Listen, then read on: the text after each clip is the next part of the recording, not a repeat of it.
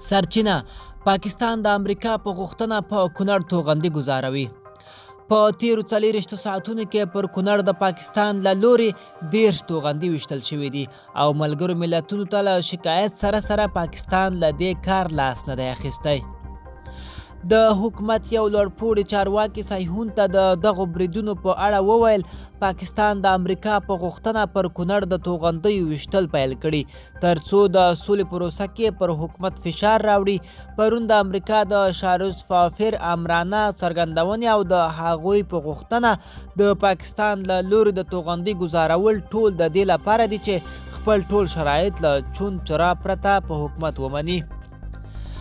بهرنیو چارو وزارت له ډیپلوماتیکو لارو دغه شکایت پر ملګرو ملتونو سربیره د امریکا سفارت ته هم په مکتوبي ډول رسولی چې د ستراتیژیک او امنیتي تړون پر اساس اقدام وکړي، خو امریکا تر اوسه هیڅ نه دی کړی.